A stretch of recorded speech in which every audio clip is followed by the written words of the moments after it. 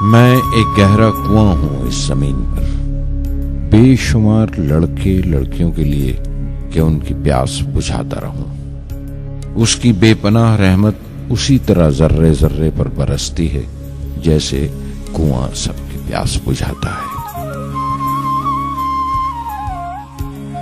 इतनी सी कहानी है मेरी, ज़ैनुल आबदीन और आशी अम्मा के बेटे की कहानी। उस लड़के की कहानी जो अखबारें बेचकर अपने भाई की मदद करता था। उस शागिर्द की कहानी जिसकी परवरिश शिव सुब्रमण्य आयर और अय्यदुराई सोलोमन ने की। उस विद्यार्थी की कहानी जिसे पंडले मास्टर ने तालीम दी, MGK मेनन और प्रोफेसर साराभाई ने इंजीनियर की पहचान दी, जो नाकामियों और मुश्किलों में पलकर साइंसदान बना। और उस रहनुमा की कहानी जिसके साथ चलने वाले बेशुमार काबिल और हुनरमंद लोगों की टीम थी।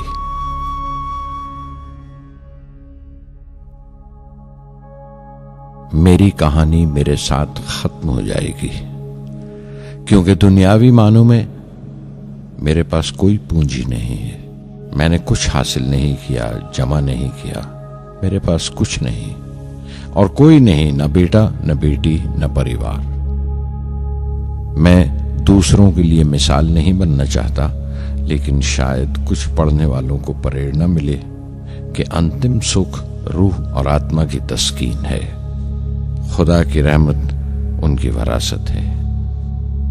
मेरे परदादा अबुल, मेरे दादा फकीर और मेरे वालिद ज़ैनुल आबदीन का खानदानी सिलसिला अब्दुल कलाम पर खत्म हो जाएगा, लेकिन खुदा की रहमत कभी खत्म नहीं होगी, क्योंकि वो अमर है, लाफानी है।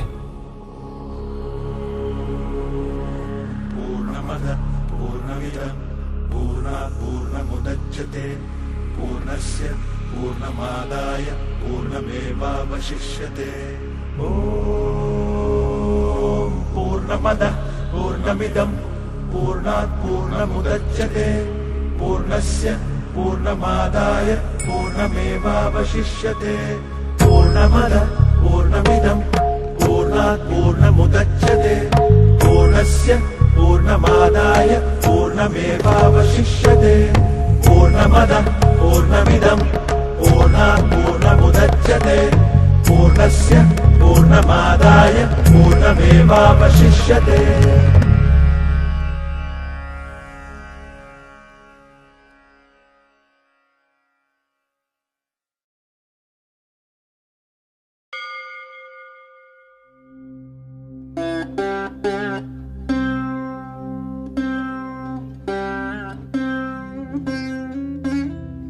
मैं शहर रामेश्वरम के एक मिडिल क्लास तमिल खानदान में पैदा हुआ। मेरे अब्बा ज़ैनुल आबदीन के पास न तालीम थी न दौलत, लेकिन इन मजबूरियों के बावजूद एक दानाई थी उनके पास और हौसला था। और मेरी मां जैसी मददगार थी आशी अम्मा। उनकी कई औलादों में एक मैं भी था, बुलंद कामत माँ बाप का एक छोटे से कद वाला मामूली शक्ल सूरत का लड़का। अपने पुश्तैनी मकान में रहते थे हम, जो कभी 19वीं सदी में बना था। काफी वसी और पक्का मकान था रामेश्वरम की मस्जिद स्ट्रीट में। मेरे अब्बा हर तरह के ऐशो आराम से दूर रहते थे, मगर जरूरियात की तमाम चीजें मुयस्सर थीं। सच तो यह है कि मेरा बचपन बड़ा महफूज था, मादी तौर पर भी और जज्बाती तौर पर भी, मटीरियली एंड इमोशनली।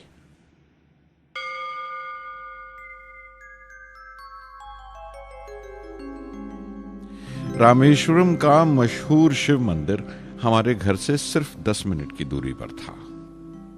हमारे इलाके में ज्यादा आबादी मुसलमानों की थी, फिर भी काफी हिंदू घराने थे जो बड़े इत्तेफाक से पड़ोस में रहते थे।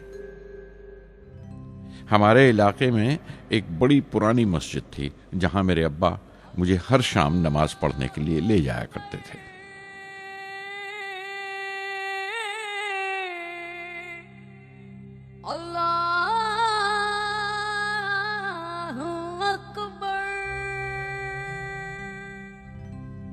रामेश्वरम मंदिर के बड़े पुरोहित पक्षी लक्ष्मण शास्त्री मेरे अब्बा के पक्के दोस्त थे।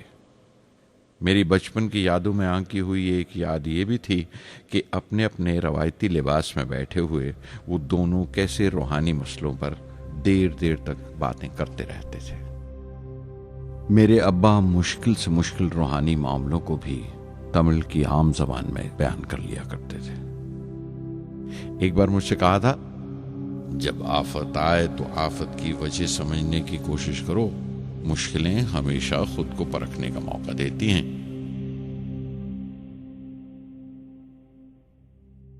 मैंने हमेशा अपनी साइंस और टेक्नोलॉजी में अब्बा के असूलों पर चलने की कोशिश की है। मैं इस बात पर यकीन रखता हूं कि हमसे ऊपर भी एक आला ताकत है, एक महान शक्ति है जो हमें मुसीबत, मायूसी और नाकामियों से निकालकर सच्चाई के मुकाम तक पहुंचाती है। मैं करीब 6 बरस का था जब अब्बा ने एक लकड़ी की कश्ती बनाने का फैसला किया, जिसमें वो यात्रियों को रामेश्वरम से धनुषकोडी का दौरा करा सकें, ले जाएं और वापस ले आएं। वो समंदर के साहिल पर लकड़ियां बिछाकर कश्ती का काम किया करते थे। एक और हमारे रिश्तेदार के साथ, अहमद जलालुद्दीन। बाद में उनका निकाह मेरी आपा जोहरा के साथ हुआ। अहमद जलालुद्दीन हालांकि मुझसे 15 साल बड़े थे, फिर भी हमारी दोस्ती आपस में जम गई थी। हम दोनों हर शाम लंबी सैर को निकल जाया करते थे। मस्जिद गली से निकलकर हमारा पहला पड़ाव शिव मंदिर हुआ करता था, जिसके गिर्द हम उतनी ही श्रद्धा से परिक्रमा करते थे जिस श्रद्धा से बाहर से आए हुए यात्री। जलालुद्दीन ज्यादा पढ़ लिख नहीं सके उनके घर के हालात की वजह से, लेकिन मैं जिस जमाने की बात कर रहा हूं, उन दिनों हमारे इलाके में सिर्फ वही एक शख्स था जो अंग्रेजी लिखना जानता था। जलालुद्दीन हमेशा तालीम याफ्ता पढ़े लिखे लोगों के बारे में बातें करते थे, साइंस की इजाद, मेडिसिन और उस वक्त के लिटरेचर का जिक्र किया करते थे। एक और शख्स जिसने बचपन में मुझे बहुत मुतासिर किया वो मेरा कजन था, मेरा चचेरा भाई शमसुद्दीन। उसके पास रामेश्वरम में अखबारों का ठेका था और सब काम अकेले ही किया करता था। हर सुबह अखबार रामेश्वरम रेलवे स्टेशन पर ट्रेन से पहुंचता था। सन 1939 में दूसरी आलमगीर जंग शुरू हुई, द सेकेंड वर्ल्ड वॉर। उस वक्त मैं 8 साल का था। हिंदुस्तान को इत्तेहादी फौजों के साथ शामिल होना पड़ा और एक इमरजेंसी के से हालात पैदा हो गए थे।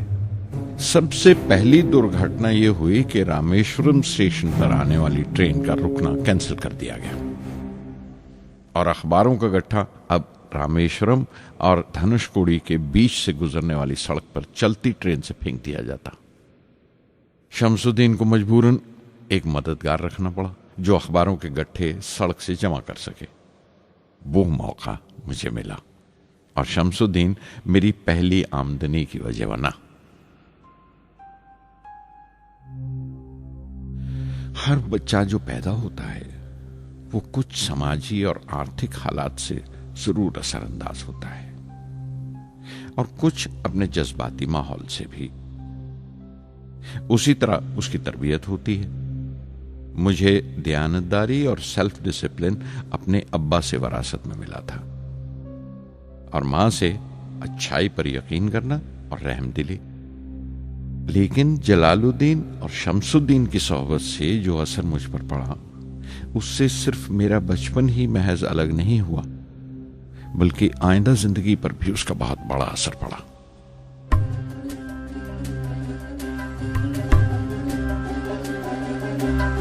தந்தை மகற்கு ஆற்றும் நன்றி அபயத்து முந்தி இருப்பச்செயல்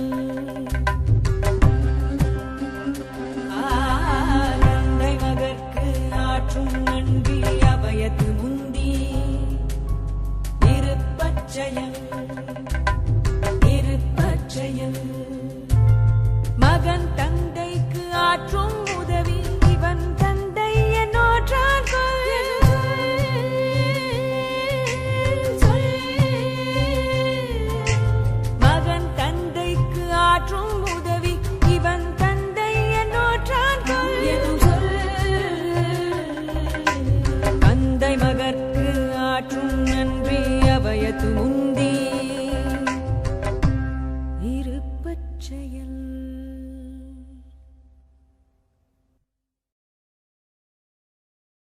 फिर जंग खत्म हो गई और हिंदुस्तान की आज़ादी बिल्कुल यकीनी हो गई।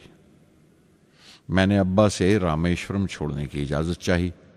मैं डिस्ट्रिक्ट हेडक्वार्टर्स रामनाथपुरम जाकर पढ़ना चाहता था।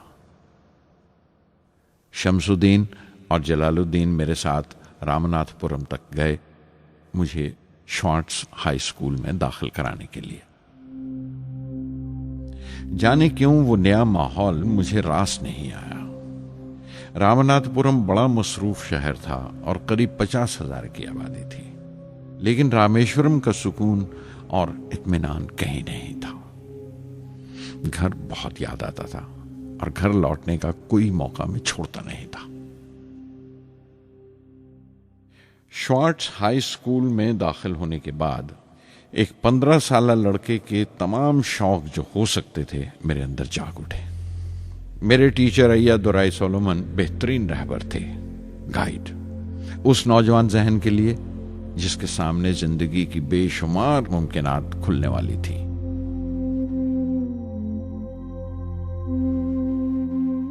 रामनाथपुरम के उस अरसा क़याम में उनसे मेरा रिश्ता उस्ताद शागिर्द या गुरु शिष्य से भी आगे निकल गया। अय्या दुराई कहा करते थे, जिंदगी कामयाब होने और नतीजे हासिल करने के लिए 3 ताकतों पर काबू पाना बहुत जरूरी है: ख्वाहिश, यकीन और उम्मीद। अय्या दुराई सोलोमन, जो बाद में रेवरेंड हो गए, कहा करते थे, इससे पहले कि मैं चाहूं कुछ हो जाए, ये जरूरी है कि मेरे अंदर उसकी पूरी शिद्दत से ख्वाहिश हो और यकीन हो कि वो होगा।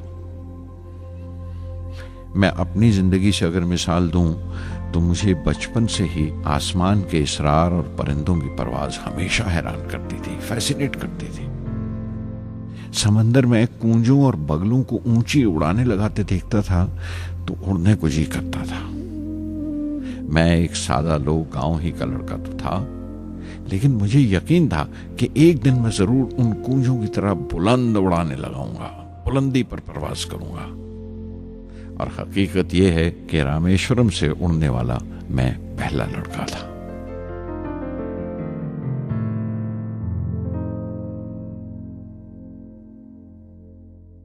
शॉर्ट्स स्कूल में तालीम खत्म करते करते मेरे अंदर खुद एतमादी बस चुकी थी और मुझे यकीन था कि मैं जरूर कामयाबी हासिल करूंगा।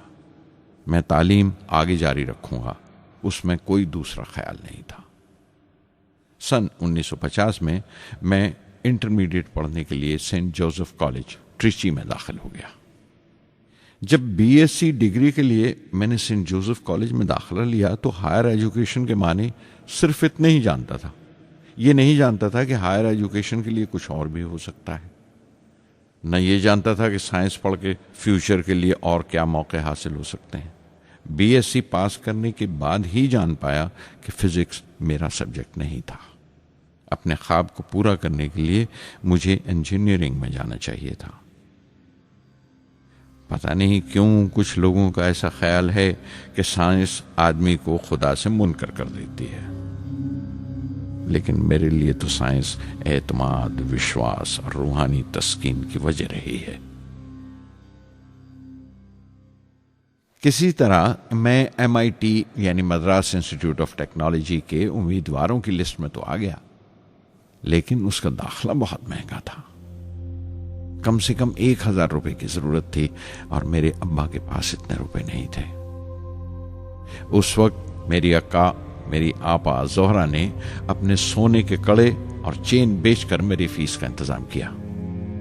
मुझ पर उसकी उम्मीद और यकीन देखकर मैं पसीज गया।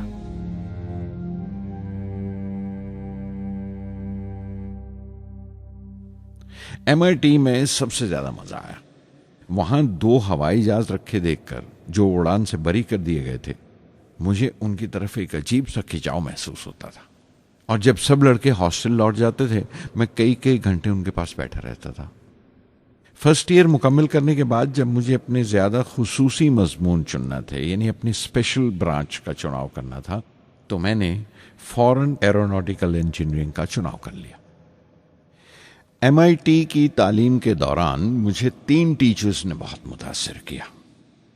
प्रोफेसर स्पॉन्डर, प्रोफेसर KAV पंडले, प्रोफेसर नरसिंह राव। प्रोफेसर स्पॉन्डर टेक्निकल एरोडायनेमिक्स सिखाते थे। एरोनॉटिकल इंजीनियरिंग में दाखिले से पहले मैंने उनसे सलाह ली थी। उन्होंने समझाया था कि मुझे मुस्तकबिल का फैसला करने से पहले मुस्तकबिल की मुमकिनात के बारे में नहीं सोचना चाहिए, बल्कि सोचना चाहिए एक अच्छी बुनियाद के लिए और अपने रुझान और इश्तियाक के बारे में कि उसमें कितनी शिद्दत है, मेरे एप्टीट्यूड्स और एस्पिरेशन में कितनी इंटेंसिटी है।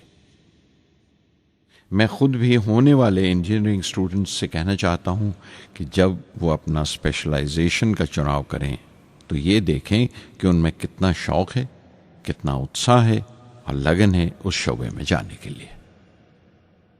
प्रोफेसर KAV पंडले ने मुझे एरोस्ट्रक्चर डिज़ाइन सिखाया और उसका तज्जिया भी, विश्लेषण, एनालिसिस भी। वो बड़े खुशदिल और दोस्त टीचर थे और हर साल कोई ना कोई नया तरीका, नया नजरिया लेकर आते थे कोर्स में। प्रोफेसर नरसिंह राव मैथमेटिशियन थे। वो एरोडायनेमिक्स की थ्योरी सिखाया करते थे। उनकी क्लास में दाखिल होकर मुझे मैथमेटिकल फिजिक्स बाकी तमाम सब्जेक्ट्स से ज्यादा अच्छा लगने लगा। साध संगी हरि हरि नाम चित्तारा चित्तारा, साध संगी हरि हरि नाम चित्तारा, सहजी अनंतु होवे दिनु राति, अंकुर भलो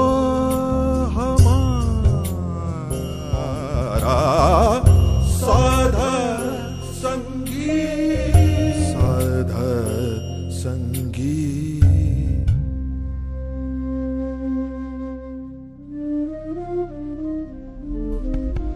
गुरुपुरा भेटियो बड़ भागी, गुरुपुरा भेटियो बड़ भागी, जाको अंतु न परवारा, अंतु न परवारा, नानक सरनी गहि स्वामी की, पुनः पुनः नमस्कार, साध संगी साध संगी।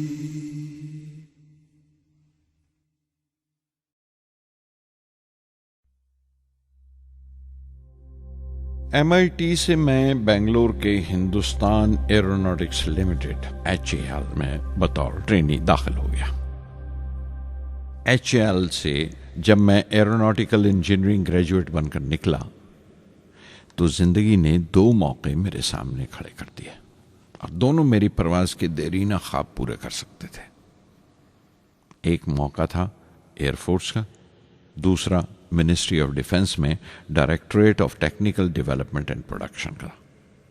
मैंने दोनों में अर्जी भेज दी और बैक वक्त दोनों से इंटरव्यू का बुलावा आ गया। एयरफोर्स के लिए मुझे देहरादून बुलाया गया था और डिफेंस के लिए दिल्ली।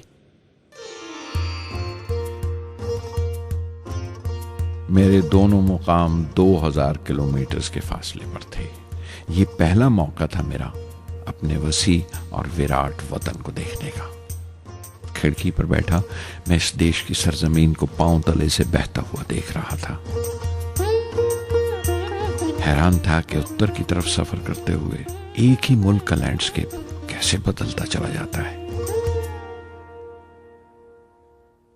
मैं 1 हफ्ता दिल्ली में ठहरा, डिफेंस मिनिस्ट्री का इंटरव्यू दिया। इंटरव्यू अच्छा हुआ था। वहां से मैं देहरादून गया एयरफोर्स सिलेक्शन बोर्ड के इंटरव्यू के लिए। 25 उम्मीदवारों में मैं 9वें नंबर पर आया। मेरा दिल बैठ गया, बहुत मायूस हुआ और कई दिन तक अफसोस रहा कि एयरफोर्स में जाने का मौका मेरे हाथ से निकल गया। मैं ऋषिकेश चला गया, दिल पर यह बोझ लेकर कि आने वाले दिन बड़े सख्त होंगे।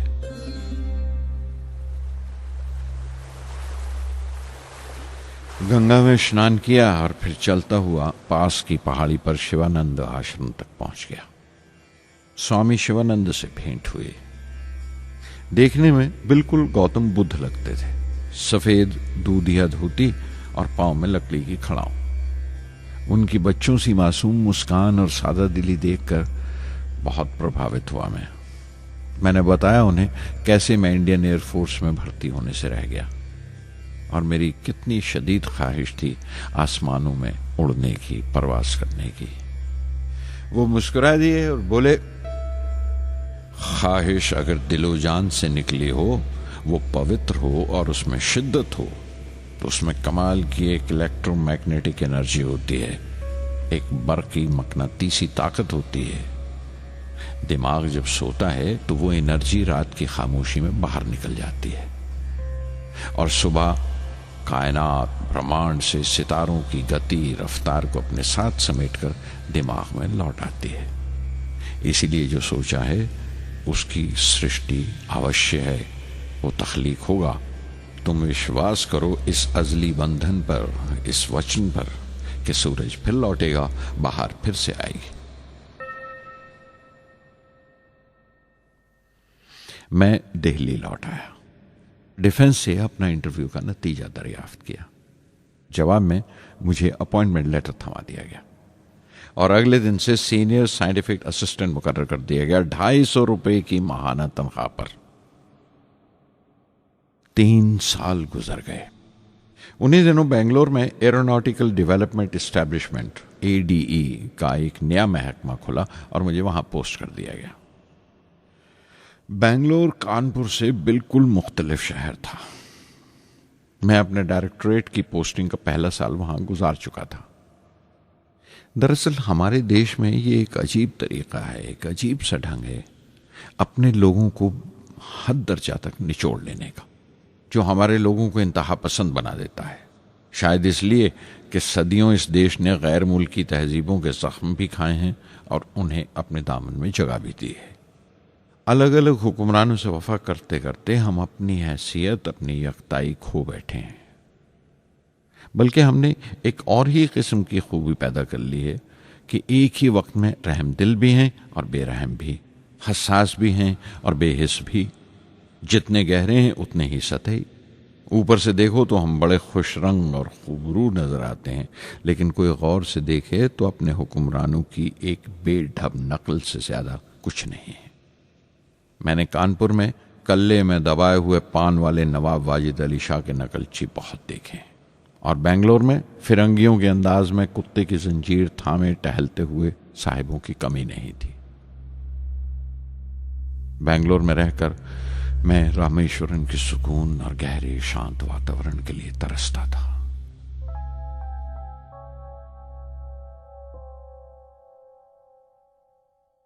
पहले साल तो ADE में कोई ज्यादा काम नहीं था। एक प्रोजेक्ट टीम बनाई थी कि 3 सालों में एक स्वदेशी हॉवरक्राफ्ट तैयार करें और वो वक्त से पहले तैयार हो गया। नंदी उसका नाम रखा गया, शिव की सवारी के आधार पर। उसका डिजाइन हमारी उम्मीद से ज्यादा अच्छा था, लेकिन मैं सख्त मायूस हुआ जब आपसी कंट्रोवर्सीज की बिना पर सारा प्रोजेक्ट बालाए ताक रख दिया गया, बंद कर दिया गया। Professor MGK Menon, Tata institute of fundamental research के डायरेक्टर, एक रोज अचानक ही हमारी जांच पड़ताल को आ पहुंचे। नंदी का जिक्र निकला। मुझसे पूछताछ करते हुए उन्होंने ख्वाहिश जाहिर की एक 10 मिनट की उड़ान के लिए। उसके 1 हफ्ता बाद की बात है, मुझे इनकुस्पार से बुलावा आ गया, the Indian committee for space research. मैं मुंबई चला गया रॉकेट इंजीनियर की पोस्ट के लिए इंटरव्यू देने। मेरा इंटरव्यू लेने वाले डॉक्टर विक्रम साराभाई और प्रोफेसर MGK मेनन के अलावा मिस्टर सराफ थे, जो उस वक्त एटॉमिक एनर्जी कमीशन के डिप्यूटी सेक्रेटरी के ओहदे पर थे। डॉक्टर साराभाई की गर्मजोशी ने पहली ही मुलाकात में मेरा दिल मोह लिया।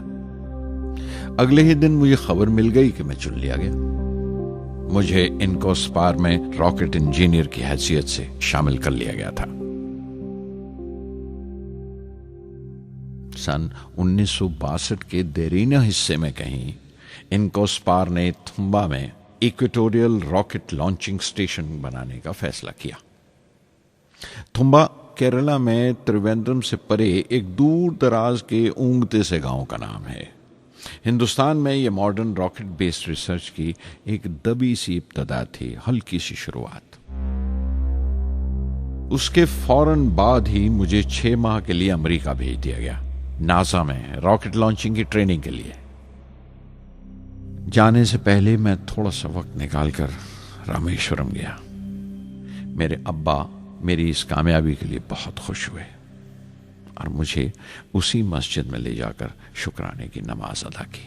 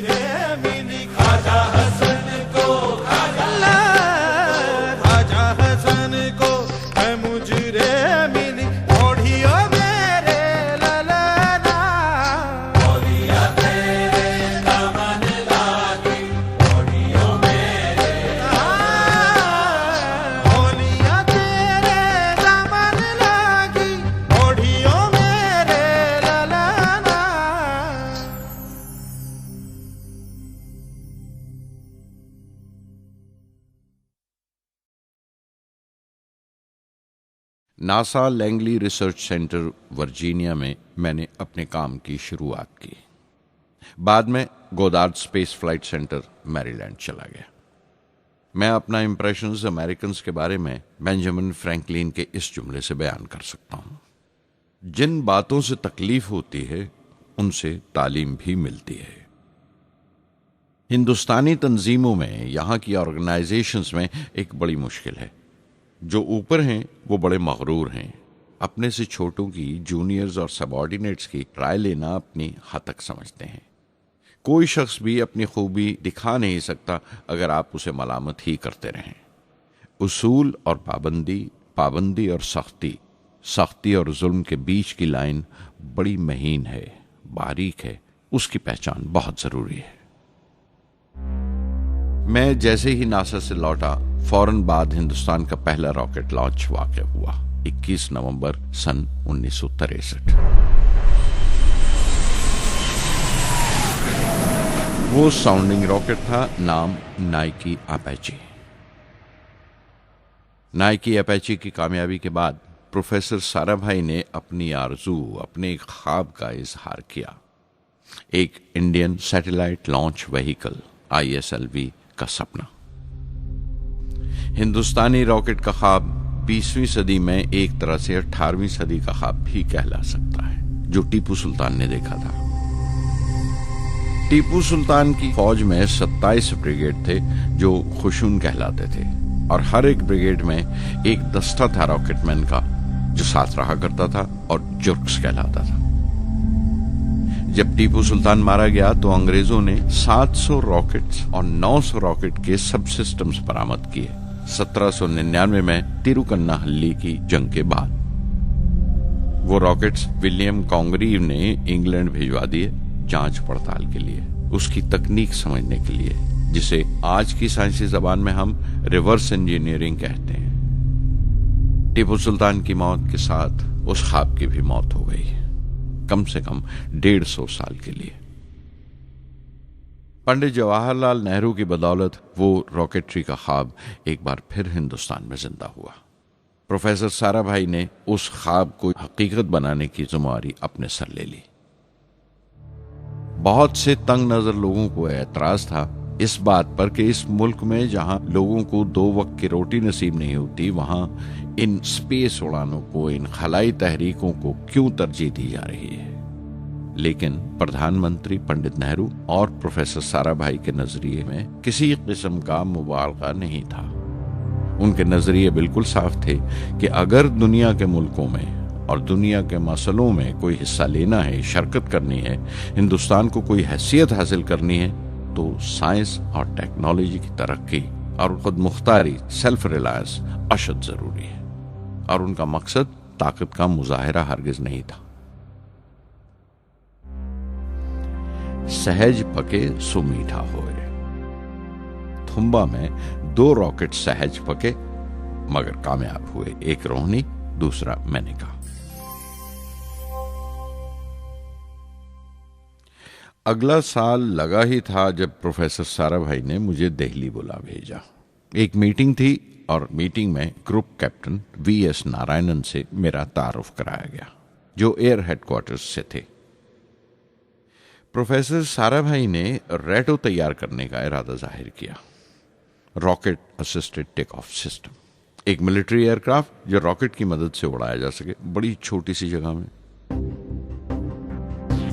शाम तक यह खबर भी आम हो गई कि हिंदुस्तान एक खुद साख्ता मिलिट्री एयरक्राफ्ट तैयार कर रहा है और मैं उस प्रोजेक्ट का मुख्तार हूं, जिम्मेदार हूं। मैं कई तरह के जज्बात से भर गया, खुश भी था, शुक्रगुजार भी, खुशकिस्मत भी, और एक एहसास हुआ तकमील का, फुलफिलमेंट का। 19वीं सदी के एक शायर की ये सतरें बहुत याद आई। हर दिन के लिए तैयार रहो, हर दिन को एक तरह ही मिलो।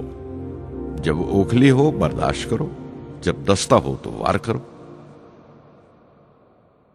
रेटो पे काम करते हुए 2 अहम वाकयात हुए।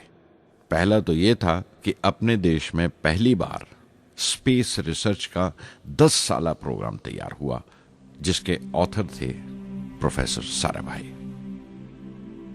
मेरे लिए वो एक ऐसा रोमानी मैनिफेस्टो था जैसे स्पेस से इश्क करने वाले किसी शायर की रोमानी नज्म हो, जैसे कोई अपने देश के आसमान से इश्क करने लगा हो। और दूसरा वाकया मिनिस्ट्री ऑफ डिफेंस में मिसाइल पैनल का तैयार होना। नारायणन और मैं, हम दोनों उस पैनल के मेंबर थे।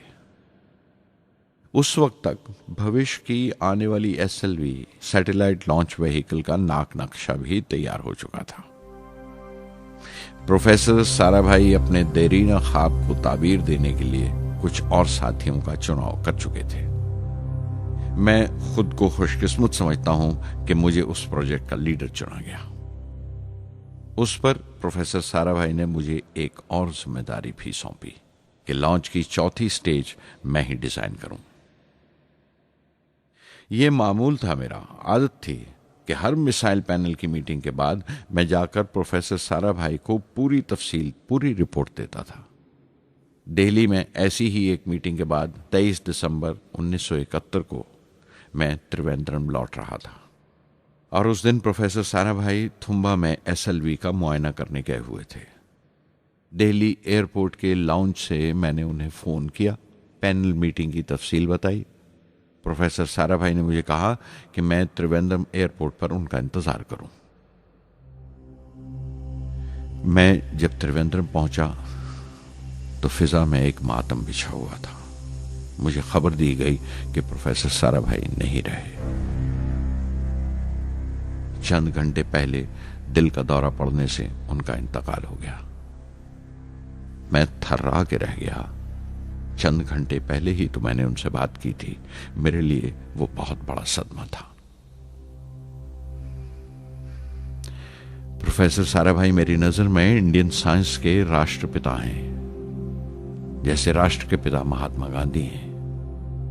उन्होंने अपनी टीम से रहनुमा पैदा किए और खुद अपने अमल से उनके लिए मिसाल साबित हुए।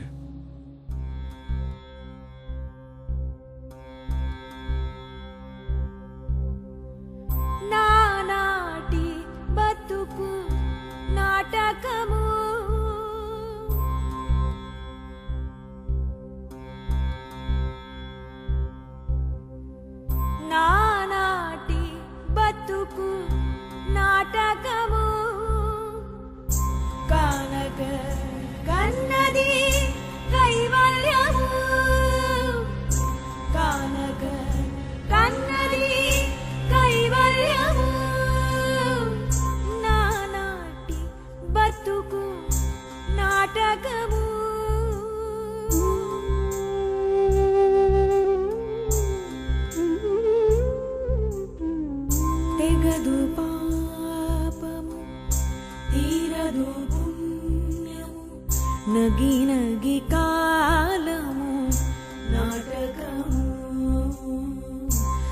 తీరదు పాపము తీరదు పుణ్యము నగి నగి కాలము నాటకము యగువన శ్రీ వెంకటేశ్వరుడేలికే యగువన శ్రీ వెంకటేశ్వరుడేలికే గగనము మీదిది కైవల్యము గగనము మీదిది కైవల్యము కైవల్యము.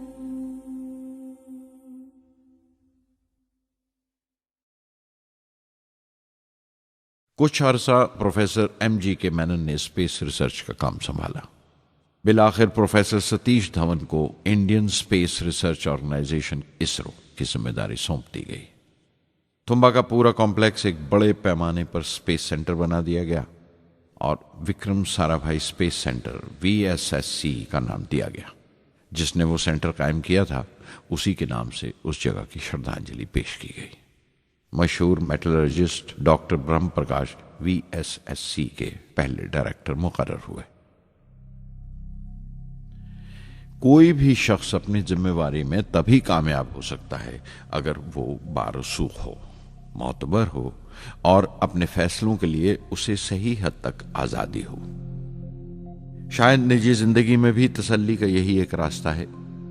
आजादी और जिम्मेवारी एक साथ हो, तभी वो तस्कीन और खुशी का बायस हो सकती है।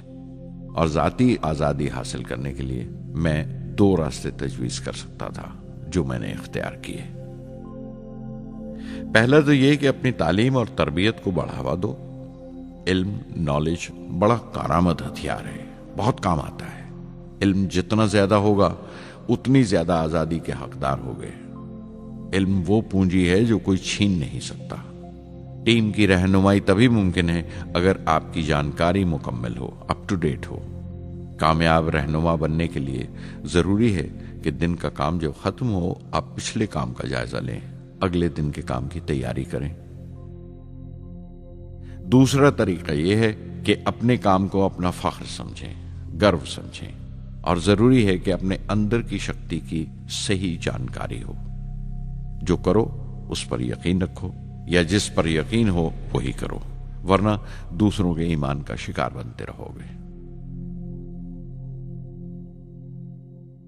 SLV प्रोजेक्ट के पहले 3 सालों में साइंस के बहुत से नए नए इसरार खुले और आहिस्ता आहिस्ता साइंस और टेक्नोलॉजी का फर्क समझ आने लगा।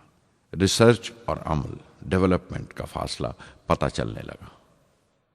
किसी भी ईजाद में गलतियां होना लाजमी है, लेकिन हर गलती कामयाबी की तरफ एक और कदम उठाती है, एक और सीढ़ी बन जाती है। किसी भी तख्लीक की तरह SLV-3 की तख्लीक भी कई दर्दनाक लम्हों से गुजरी। एक रोज जब मैं और मेरे तमाम साथी अपने कामों में पूरी तरह डूबे हुए थे, मेरे घर से एक मौत की इत्तला पहुंची। मेरे दोस्त और हमदर्द मेरे बहनोई जलालुद्दीन का इंतकाल हो गया था। कुछ देर के लिए तो मैं सुन्न होकर रह गया। मेरी आंखों में अंधेरा छा गया। थोड़ी देर बाद जब अपने चौगिरदे का एहसास हुआ तो महसूस किया जैसे मेरी हस्ती का एक हिस्सा मर गया था। रात की रात बसों में सफर करता हुआ अगली सुबह मैं रामेश्वरम पहुंचा। जोहरा को क्या तसल्ली देता और क्या सब्र देता अपनी भांजी महबूबा को जो रो रो कर हलकान हो रही थी। मेरी आंखों के सोते पहले ही सूख चुके थे। थुम्बा लौटकर बहुत दिनों तक सारा कामकाज, सारी मसरूफियत बेमानी लगने लगी। बहुत दिनों तक बहुत मलाल लगा, सब बेमानी लगता था। प्रोफेसर धवन देर देर तक हौसला देते थे। कहते SLV पर जैसे जैसे काम आगे बढ़ेगा मुझे सब्र महसूस होगा और ये मायूसी कम होते होते गुजर जाएगी। 1976 में मेरे अब्बा ज़ैनुल आबदीन 102 साल की उम्र में वहीं रामेश्वरम में इंतकाल फरमा गए। 15 पोते पोतियां छोड़कर गए थे पीछे और एक पड़पोता। दुनियावी तौर पर वो सिर्फ एक और बुजुर्ग की मौत थी। कोई बड़ा मातम नहीं हुआ, झंडा नहीं उतारा गया, न अखबारों ने स्याह हाशिए दिए, न सियासतदान थे वो, न विद्वान कोई, न कोई बड़े सरमायादार। एक सीधे सादे इंसान थे, फरिश्ता सिफत, और हर उस बात की वजह थे जो दानाई और पारसाई की राह दिखाती है।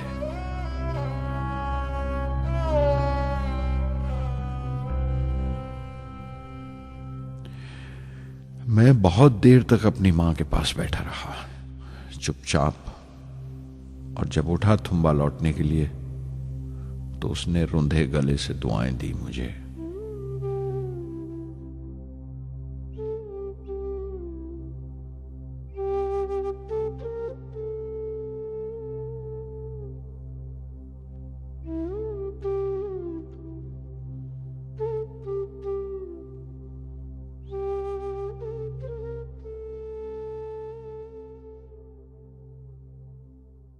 SLV-3 अपोजी रॉकेट जो फ्रांस से उड़ाई जाने वाली थी, अचानक कुछ मुश्किलों का शिकार हो गई।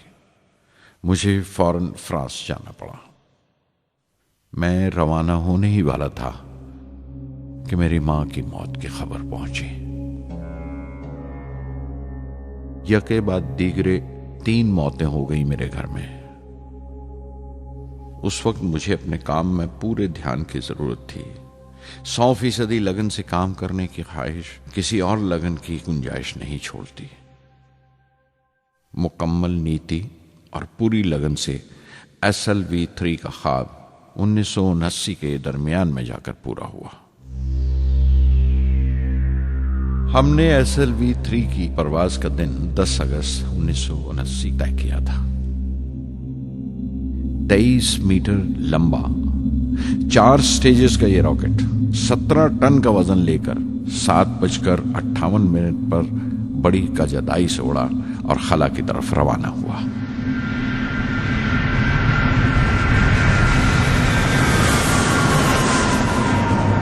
पहली स्टेज हर तरह से पुख्ता निकली और बड़े आराम से रॉकेट दूसरी स्टेज में दाखिल हो गया। हम सब दम खुद रह गए, सांस रोके बैठे थे। हमारे बरसों का ख्वाब आसमान की तरफ सफर कर रहा था। अचानक हमारे ख्वाब में दरार आई, हमारा सुकून टूटा, हमारी खामोशी टूटी। दूसरी स्टेज काबू से बाहर होने लगी थी। 317 सेकंड के बाद परवाज टूट गई। मेरी मेहनत और उम्मीद चौथी स्टेज को साथ लेकर तमाम मलबा श्री हरिकोटा से 560 किलोमीटर दूर समंदर में जाके गिरा।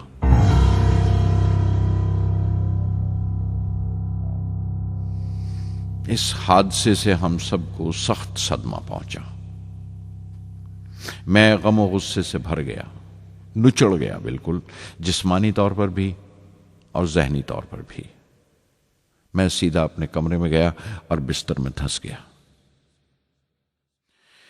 मैंने अपने कंधे पर एक दिलासे का हाथ महसूस किया तो आंख खोली।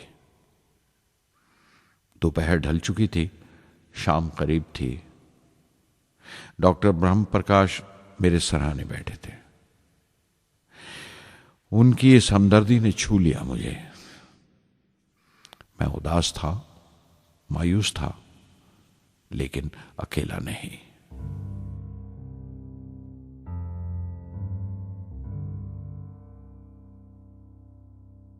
हर शख्स तकनीकी जमा तफरीक और बहस मुबासे के बाद मुतमईन हो चुका था, संतुष्ट हो चुका था, लेकिन मुझे इत्मीनान ना आया और मुसलसल बेचैन रहा।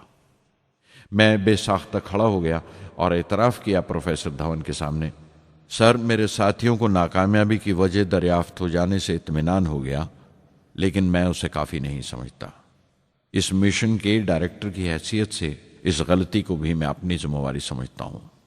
SLV-3 की नाकामयाबी की जिम्मेवारी मेरी है।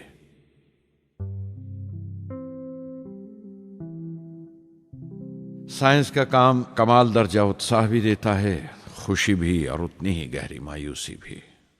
इस तरह के वाकयात सोच सोचकर मैं दिल को ढारस देता रहा। यह ख्याल कि इंसान चांद पर उतर सकता है सबसे पहले एक रूसी साइंटिस्ट ने सोचा था। उसे हकीकत बनने में 40 साल गुजर गए जब अमेरिका ने उसे पूरा किया।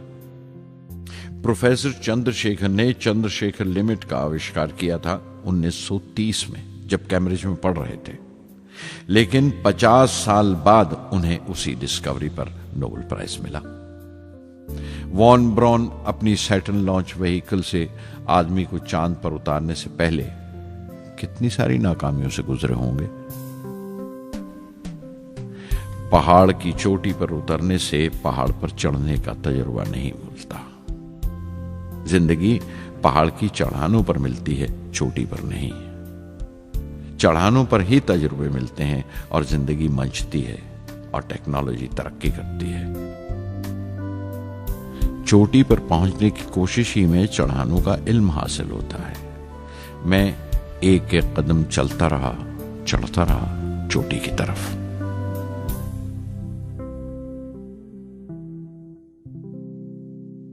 SLV-3 की उड़ान से 30 घंटा पहले 17 जुलाई 1980 के दिन अखबारों की सुर्खियां तरह तरह की राय और अंदाजों से भरी हुई थीं। ज्यादातर रिपोर्टर्स ने पहली SLV की उड़ान याद दिलाई थी कि किस तरह वो रॉकेट फेल हो गया था और उसका मलबा समंदर में जाकर गिरा था। कुछ लोगों ने तो देश की दूसरी खामियों का जिक्र करते हुए भी उसे SLV-3 से जोड़ दिया था। मैं जानता था कि अगले दिन का नतीजा हमारे फ्यूचर के स्पेस प्रोग्राम का फैसला करने वाला है। मुख्तसर ये कि सारी कौम की नजरें हम पर गड़ी हुई थीं। 18 जुलाई 1980 सुबह 8:03 पर हिंदुस्तान का पहला सैटेलाइट लॉन्च व्हीकल उड़ा।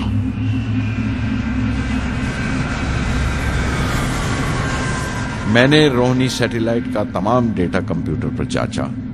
अगले 2 मिनट के अंदर अंदर रोहिणी अंतरिक्ष में था।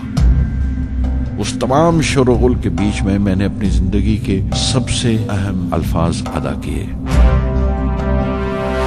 मैं मिशन डायरेक्टर बोल रहा हूं, एक जरूरी खबर सुनने को तैयार रहो। चौथी स्टेज कामयाबी के साथ रोहिणी सैटेलाइट को लेकर अंतरिक्ष में दाखिल कर रही है। मैं ब्लॉक से बाहर आया तो मेरे साथियों ने मुझे कंधों पर उठा लिया और नारे लगाते हुए जुलूस निकाला। सारी कौम में एक जोश की लहर दौड़ गई। हिंदुस्तान उन चंद कौमों में शामिल हो गया था जिनके पास सैटेलाइट लॉन्च की काबिलियत थी। हमारी कौम का एक ख्वाब पूरा हुआ था और हमारे इतिहास का एक नया बाब खुला, एक नया चैप्टर। प्रधानमंत्री इंदिरा गांधी ने मुबारकबाद का तार भेजा और सबसे ज्यादा हिंदुस्तान के साइंसदान खुश थे कि ये पूरी कोशिश स्वदेशी थी, हमारी अपनी थी। मैं कुछ मिले जुले जज्बात से गुजर रहा था। मैं खुश था कि पिछली 2 दहाइयों से जिस कोशिश में था बिलाखिर उसमें कामयाब हुआ। लेकिन उदास था जिन लोगों की बदौलत में यहां पहुंचा था वो लोग मेरे साथ नहीं थे। मेरे अब्बा, मेरे बहनोई जलालुद्दीन और प्रोफेसर साराभाई। SLV-3 की कामयाबी के महीने भर के अंदर ही प्रोफेसर धवन का फोन आया एक दिन और दिल्ली बुलाया प्रधानमंत्री से मिलने के लिए। मेरी एक छोटी सी उलझन थी कपड़ों को लेकर। हमेशा से बड़े आमियाना से कपड़े पहनता हूं और पांव में चप्पल या स्लीपर कह लो। प्रधानमंत्री को मिलने जैसा वो लिबास नहीं था, मेरे लिए नहीं, उनके एहतराम के लिए। सुना तो प्रोफेसर धवन बोले, कपड़ों की फिक्र मत करो, तुमने जो शानदार कामयाबी पहन रखी है वो काफी है। रिपब्लिक डे 1981 मेरे लिए एक बड़ी खुशखबरी लेकर आया कि मुझे पद्म भूषण से नवाजा गया है। मैंने अपने कमरे को बिस्मिल्लाह खां की शहनाई से भर लिया। शहनाई की गूंज मुझे कहीं और ही ले गई। मैं रामेश्वरम पहुंच गया, मां के गले लगा। अब्बा ने मेरे बालों को उंगलियों से सहलाया और मेरा दोस्त, मेरा रफीक जलालुद्दीन मस्जिद गली में जमा हुए लोगों में मेरे इनाम का ऐलान कर रहा था। मेरी बहन जोहरा ने मीठा बनाया घर में। पक्षी लक्ष्मण शास्त्री ने मेरे माथे पर तिलक लगाया। फादर सोलोमन ने मेरे हाथ में सलीब देकर दुआ पढ़ी और प्रोफेसर सारा भाई को देखा। उनके चेहरे पर मुस्कुराहट थी, फख्र था। जो पौधा वो लगाकर गए थे अब पूरा पेड़ बन चुका था, जिसके फल हिंदुस्तान की आवाम तक पहुंच रहे थे।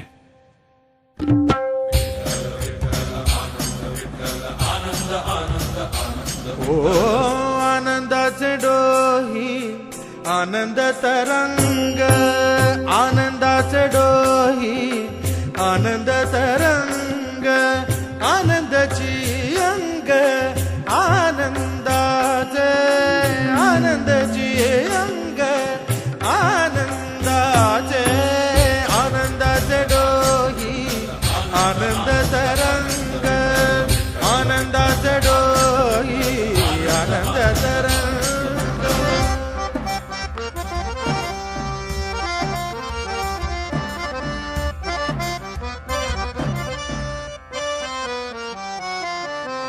गर्भाचे आवडी मातेचा डोहळा, तेथीचा जीवळा तेथे प्रेंबे।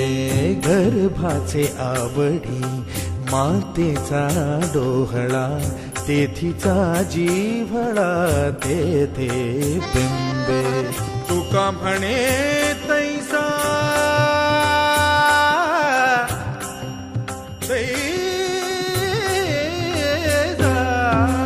तुका म्हणे तैसा ओतलाचे ठसा, अनुभव सरीसा मुखाला। आनंदाचे डोही आनंद तरंग, आनंदाची अंग, आनंदाचे आनंदाचे डोही आनंद तरंग।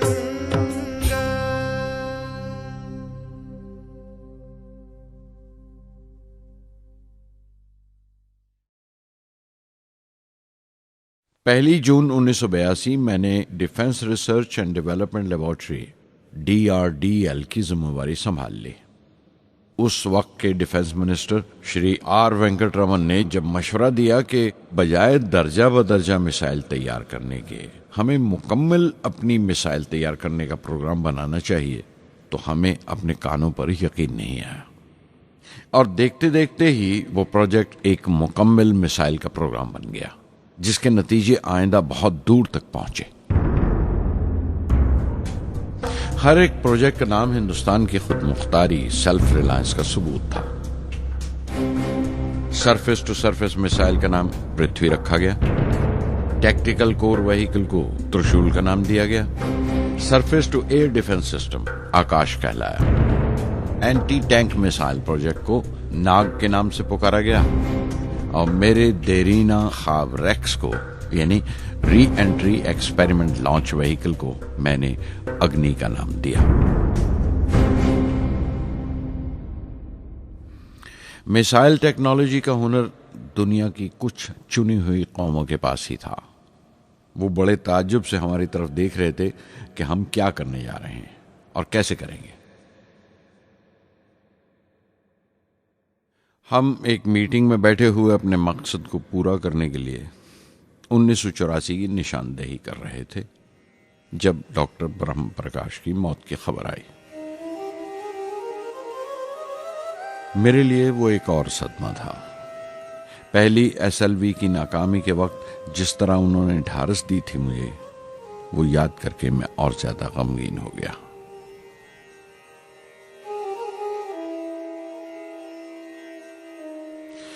प्रोफेसर साराभाई अगर VSSC के निर्माता थे, बनाने वाले थे, तो डॉक्टर ब्रह्म प्रकाश उसके आमिल थे, एग्जीक्यूटर थे।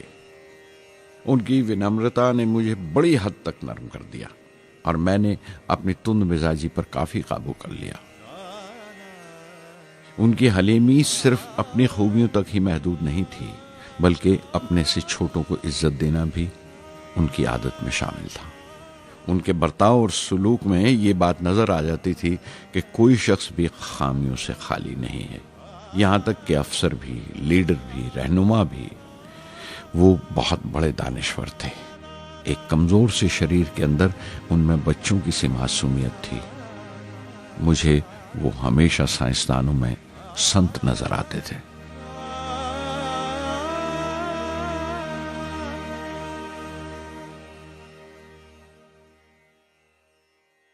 पृथ्वी का काम अपनी तकमील को पहुंच रहा था जब हम 1988 में दाखिल हुए।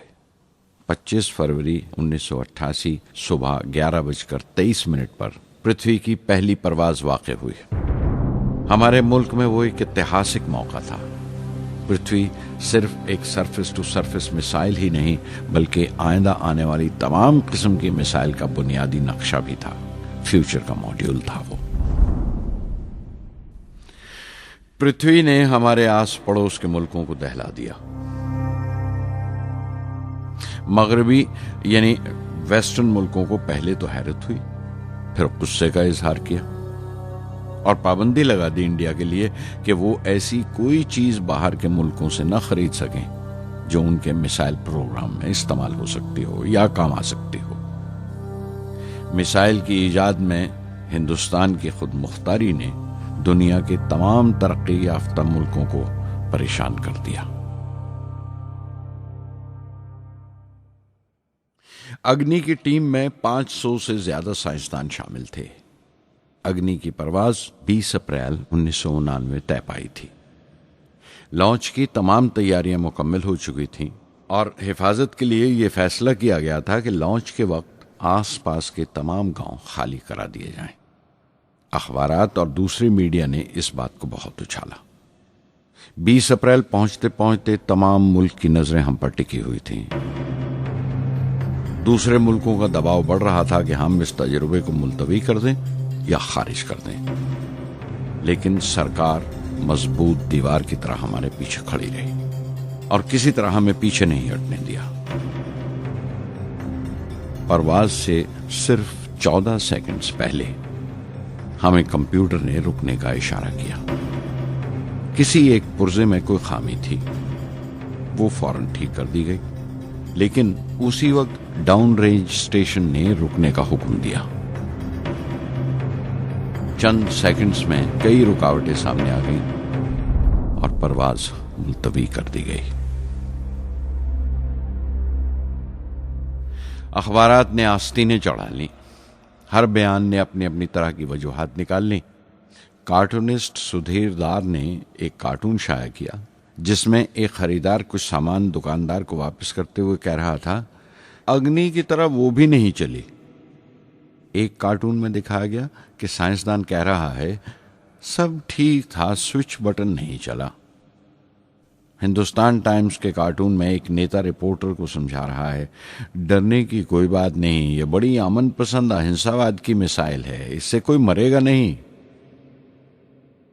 करीब 10 रोज दिन रात काम चला मिसाइल की दुरुस्ती पर और आखिरकार साइंसदानों ने एक नई तारीख तय की अग्नि की परवाज के लिए। मगर फिर वही हुआ। 10 सेकंड पहले कंप्यूटर ने रुकावट का इशारा किया। पता चला एक पुर्जा काम नहीं कर रहा है। परवाज फिर मुलतवी कर दी गई। ऐसी बात किसी भी साइंसी तजुर्बे में हो जाना आम बात है। गैर मुल्कों में भी बहुत बार होता है, लेकिन उम्मीद से भरी हुई कौम हमारी मुश्किलें समझने को तैयार नहीं थी।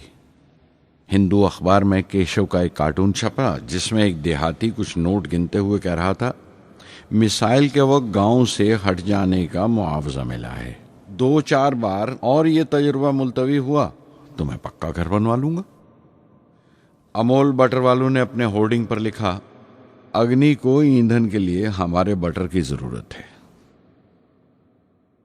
अग्नि की मुरम्मत का काम जारी रहा। आखिरकार एक बार फिर 22 मई की तारीख अग्नि की परवाज के लिए तय पाई। उसकी पिछली रात doctor Arunachalam, general KN Singh और मैं डिफेंस मिनिस्टर KC पंत के साथ चहलकदमी कर रहे थे। पूरे चांद की रात थी, हाई टाइड का वक्त था और लहरें गरज गरज कर खुदा की अजमत का नाम ले रही थी। कल अग्नि की परवाज कामयाब होगी या नहीं, बार बार यही सवाल हमारे दिमाग में गूंज रहा था।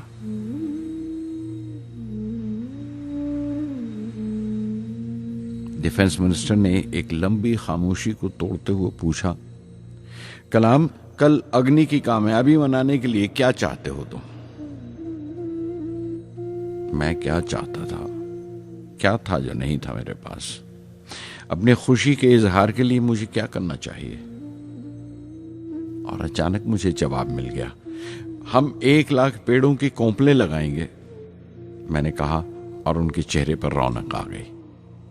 तुम अपनी अग्नि के लिए धरती मां का आशीर्वाद चाहते हो, बोले। कल यही होगा, उन्होंने पेशंगोई की।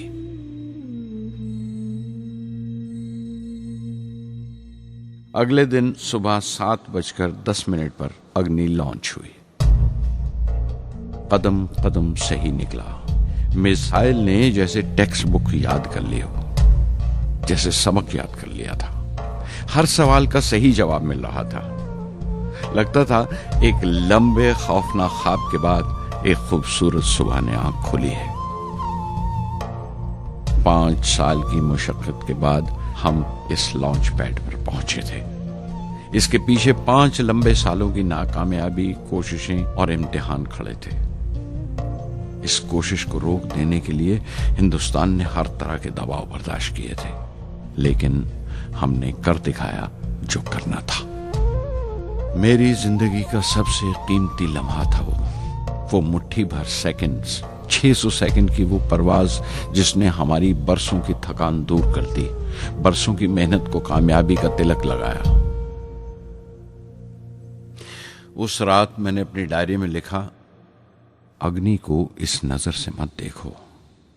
ये सिर्फ ऊपर उठने का साधन नहीं है, न शक्ति की नुमाइश है। अग्नि एक लौ है जो हर हिंदुस्तानी के दिल में जल रही है। इसे मिसाइल मत समझो, ये कौम के माथे पर चमकता हुआ आग का सुनहरी तिलक है। स्वधर्मम् अपि चावेक्ष्य न विकम्पितुम् अर्हसि, धर्म्याद् युद्धश्रेयोऽन्य क्षत्रियस्य न विद्यते। स्वधर्मम् अपि चावेक्ष्य न विकम्पितुम् अर्हसि, धर्म्याद् युद्धश्रेयोऽन्य क्षत्रियस्य न विद्यते। अदच्चेत्त्वम् इमं धर्म्यं सङ्ग्रामं न करिष्यसि, तदस्वधर्मं कीर्तिं च हित्वा पापम् अवाप्स्यसि, हित्वा पापम् अवाप्स्यसि।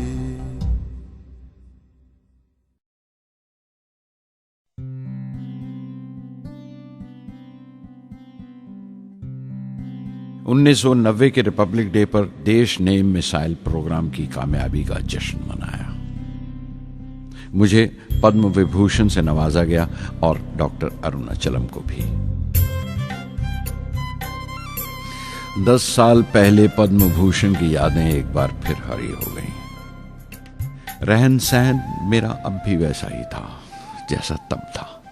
10 बाय 12 का एक कमरा किताबों से भरा हुआ और कुछ जरूरत का फर्नीचर जो किराए पर लिया था। फर्क इतना ही था कि तब यह कमरा त्रिवेंद्रम में था, अब हैदराबाद में। वेटर मेरा नाश्ता लेकर आया, इडली और छाछ, और आंखों में एक खामोश मुस्कुराहट मुबारकबाद की। मैं अपने हमवतनों की इस नवाजिश से छलक गया।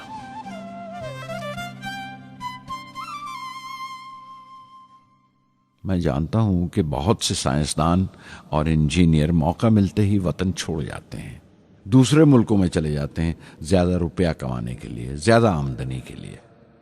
लेकिन ये आदर, मोहब्बत और इज्जत क्या कमा सकते हैं जो उन्हें अपने वतन से मिलती है। 15 अक्टूबर 1991 में 60 साल का हो गया। मुझे अपने रिटायरमेंट का इंतज़ार था। चाहता था कि गरीब बच्चों के लिए एक स्कूल खोलूं। ये वो दिन थे जब मैंने सोचा कि अपनी ज़िंदगी के तजुर्बे, मुशाहिदे और वो तमाम बातें कलमबंद करूं जो दूसरों के काम आ सकें। एक तरह से अपनी स्वाने उम्री लिखूं, अपनी जीवनी।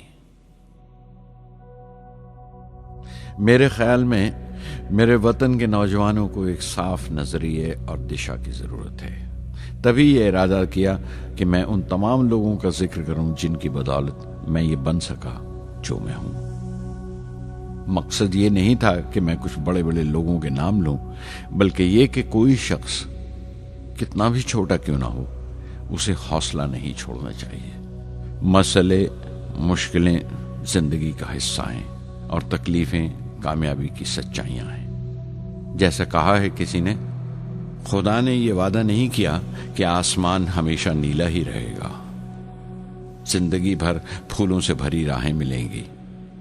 खुदा ने यह वादा नहीं किया कि सूरज है तो बादल नहीं होंगे, खुशी है तो गम नहीं, सुकून है तो दर्द नहीं होगा। मुझे ऐसा कोई गुरूर नहीं कि मेरी जिंदगी सबके लिए एक मिसाल बनेगी, मगर यह हो सकता है कि कोई मायूस बच्चा किसी गुमनाम सी जगह पर जो समाज के किसी माजूर हिस्से से ताल्लुक रखता हो, ये पढ़े और उसे चैन मिले, ये पढ़े और उसकी उम्मीद रोशन हो जाए। हो सकता है ये कुछ बच्चों को नाउमीदी से बाहर ले आए और जिसे वो मजबूरी समझते हैं वो मजबूरी ना लगे। उन्हें यकीन रहे कि वो जहां भी हैं खुदा उनके साथ है। काश हर हिंदुस्तानी के दिल में जलती हुई लौ को पर लग जाए और उस लौ की परवाज से सारा आसमान रोशन हो जाए।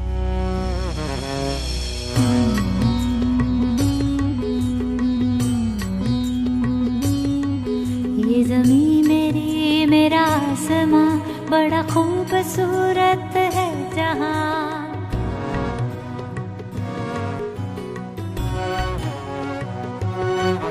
ये ज़मीं मेरी, मेरा आसमां, बड़ा खूबसूरत है जहां। मेरी जिंदगी परवाज़ है, वो फिजा मेरी, मैं उड़ूं जहां। मेरी जिंदगी परवाज़ है, वो फिजा मेरी, मैं उड़ूं जहां। ये ज़मीं मेरी, मेरा आसमां, बड़ा खूबसूरत है जहां। कभी धूप लेप के आसमां हमने सुनहरी कर लिया। कभी धूप लेप के आसमां हमने सुनहरी कर लिया। फिर धूप बांध के पाँव में हम उड़े हैं ठंडी हवाओं में। ज़मीं मेरी, मेरा आसमां, बड़ा खूबसूरत है जहां। कभी वक्त उठा के सरों पे हम और आग लेके परों पे हम। कभी वक्त उठा के सरों पे हम और आग लेके परों पे हम। कभी छानी खाली खला कहीं, हम उड़े जहाँ पे हवा नहीं। ज़मीं मेरी, मेरा आसमां, बड़ा खूबसूरत है जहां। मेरी जिंदगी परवाज़ है, मेरी जिंदगी परवाज़ है, वो फिजा मेरी, मैं उड़ूं जहां। ये ज़मीं मेरी, मेरा आसमां, बड़ा खूबसूरत है जहां। ये ज़मीं मेरी, मेरा आसमां, बड़ा